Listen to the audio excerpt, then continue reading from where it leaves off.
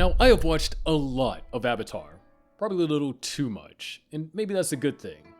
Well, now that I'm thinking about it, probably not. But while I'm currently writing the script, I'm having to rewatch the Ba Sing Se arc. Alongside that, I'm rewatching the entirety of Book 1 and Book 2 just for this video in theory, because I'm probably going to put out my Ba Sing Se video before this video, and now I'm on my 5th rewatch of Book 1, or something. I've lost count at this point. But let's not go off topic. When Aang runs away from the Southern Air Temple in that storm and falls into the water, are we supposed to just believe his body was in suspended animation or, something else?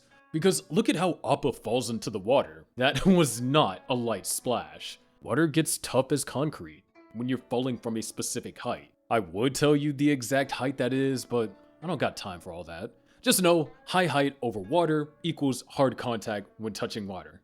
Okay? Okay. So since Aang and Appa fell from so high, we can safely say they are knocked the fuck out. Like, they are not waking up anytime soon. This is where the unreleased pilot comes into play. Originally, I was going to do a video on that itself, but maybe I will, just not here. Anyways, what I'm basically trying to say is that the unreleased pilot is actually canon. And now, hold on your boots, let me speak. What if the unreleased pilot was all in Aang's head when he was in the iceberg passed out? The thing is, with this theory, there is a lot of things that don't add up. As when I was doing more research on this, I realized the Legend of Korra would just completely mess this up, because it can't be in his head, because Katara, Sokka, and Zuko wouldn't exist. So I wanted to scrap this idea completely, but here you are watching this video, so I don't think I scrapped it. The errors the Legend of Korra posed for me were, A.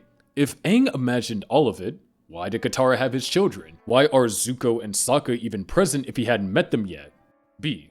Why would Korra have flashbacks about Aang, and why would other people remember Aang? People he shouldn't have even known if he imagined it all. And C. Just give up on this theory because you're dumb. Well, it's actually kind of rude, but joke's on you. I found a way that made everything fit while still being able to make the Legend of Korra make sense. So, as we know, the story begins with Aang running away from his responsibilities, and him and Appa falling into the sea or ocean. I honestly can't tell, but it's most likely the ocean. However, we see that Aang's avatar state kicked in and trapped them in an iceberg. From this, we can tell Aang isn't even awake anymore, since we saw him floating with his eyes closed. And if a 10-ton bison is passed out from that fall, a frail 12-year-old who probably weighs less than 35 kilograms. Yeah, he's knocked out. But we can safely say he's in a coma. But being in a coma doesn't mean the real world stops existing, and it doesn't mean Legend of Korra didn't happen. It just means Aang's brain had to process the trauma before he could actually wake up in the real world. Aang made up the entire unreleased pilot as a way to deal with his trauma while being passed out. In the unreleased pilot, we see 4 main characters. Well, 5 if we count Appa, but mainly these 4. Kaya, Sokka, Momo, and Zuko. Kaya, who is basically the prototype version of Katara Aang created, she represents what Aang currently is, a prideful teenager who thinks they can do anything. Sokka is the leader Aang needs to become. We see Sokka taking the lead to look for food on the island, showing that he is already claiming the role of leader without even being assigned to it. Momo represents Aang's guilt and longing for his past life, being Monk Gyatso reincarnated, which the creators actually confirmed. And Zuko is the personification of Aang's fear and the pressure of the world chasing after him. Now, here's where the annoying part comes up again.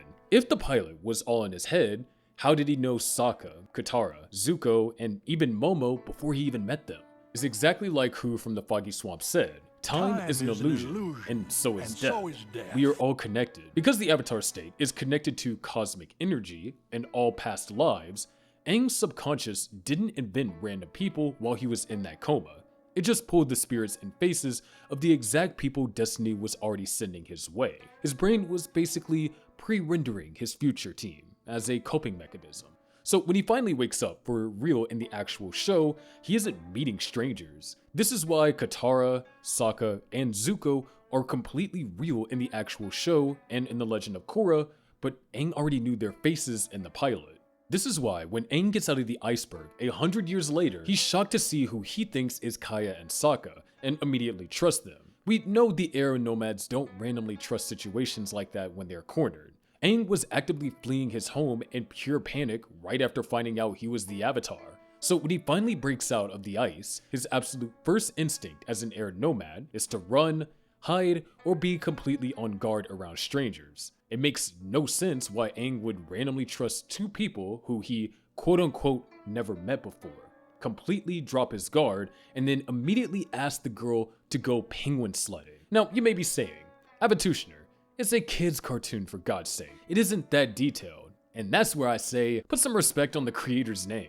Waterbending literally uses the push and pull method, which is a real thing. The same show that has actual physics inside of it wouldn't be detailed enough to be this in-depth with its lore. So I'm not overstretching here. Well, maybe a little, but nonetheless, not overstretching. We also see Aang use techniques that he uses later on, like whatever that wind ability is where he takes all the water out of his clothes, and we see Katara, or Kaya, use the same waterbending method she uses in the original series. I call it streaming the water. Looking good, Kaya. It won't be long looks, before the so Fire don't be Nation sends their whole disappointed. fleet after your little boyfriend. Kaya, we don't have time for this. We see Appa as well. While Appa doesn't play that big of a role within the pilot, we still see him. So that brings up the question, did Appa also see the pilot Aang created, or was he just passed out? We see that when Aang wakes up, Appa is snoring, meaning he is sleeping. And when you're sleeping, you're dreaming. Most of the time anyways. But for this theory, let's say Appa was in fact dreaming. Like what Who said, time is an illusion. Maybe Aang woke up out of the pilot mid-fight with Zuko, and Appa woke up mid-flight when the sea serpent came out of the water. Or, what if we take that a step further? What if Aang and Appa actually transitioned back into the real world at the exact time during the final scene of the pilot? Think about how the unreleased pilot ends. After escaping Zuko's base, the team is flying high in the sky, everything is peaceful, and the danger is gone. Since Aang is sleeping, or passed out when Katara finds him in the iceberg, and we see Appa snoring, which usually implies deep sleep, we know he was deep in a dream state too. So what if the final flight in the clouds wasn't just a random ending? It was the exact moment their shared spiritual dream ended. Now, if you still aren't convinced this was all a dream, look at the animation style of the unaired pilot. It is way more cartoony, expressive, almost childlike compared to the actual show. It looks like the imagination of a 12-year-old kid who just found out he is the most important being in the entire world. The biggest dead giveaway is how the entire pilot actually starts. It literally begins mid-chase. There's no setup, no backstory, and no explanation. No nothing as to why they're already running from the Fire Nation. Think about it. When do dreams ever start at the beginning? You never dream about walking to the store. You just suddenly blink and you're already flying or running for your life. The pilot drops us right in the middle of the action because that is exactly how nightmares work. While Aang is fighting Zuko, we see him going into the Avatar state. How did he even use the Avatar state in the pilot if he didn't know how to control it yet? We know that the Avatar state was already active the entire 100 years he was frozen, because his eyes were literally glowing the exact second Katara cracked him out of the iceberg. He shouldn't be shocked by it when he leaves it, but right after he exits the Avatar state on top of the statue, he looks around completely surprised and confused. Why? Because for a split second, when he dropped out of the Avatar state, he accidentally saw into the real world. He saw the inside of the iceberg, and Appa passed out cold next to him. It freaked him out so bad that he went back to his safety of the dream on top of the statue. The last point to cover is the exaggerated strength. Dreams do not follow the basic rules of gravity, or any kind of specific rule for that matter. We see Aang carrying Kaya on the back of his glider like it's absolutely nothing, and he does not even look tired. Then, at the very end, we see him carrying Sokka, Kaya, Momo, and a fruit basket all at once. The aerodynamics alone would have snapped that glider in half, even if it was just Kaya by herself. And remember, this is the exact same universe where real physics are actively identified and respected within the show's world building. Aang said it himself in the actual series. It is just a glider. Nothing special. So if it isn't special, why on earth is it suddenly able to lift two teenagers without bending under the weight? It makes zero sense in reality, but in a dream, where your subconscious controls the physics, it makes perfect sense. Also, in some scenes, I love how they completely forgot Appa even exists.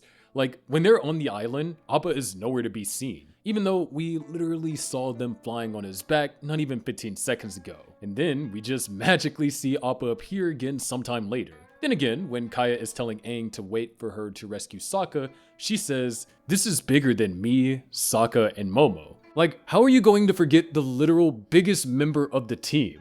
Bigger than me and Sokka and Momo. But that's exactly how dreams work. People or massive objects will just completely vanish into thin air when your brain isn't actively focusing on them, only to magically reappear the second the plot needs them again. At the very end of the pilot episode, when they're flying away on Appa, Aang falls right off Appa. And how do most people wake up when they're having a falling nightmare? You fall from some crazy high place. Your body jolts, and you instantly jump awake in your bed. Aang falling off Appa at the end of the pilot isn't just a random gag, it's the exact physical trigger that snaps him out of the 100-year coma, and wakes him up inside the iceberg right when Katara finds him. Dreams also have the tendency to flatten characters, making them only have a single major trait they stick with throughout the entire dream.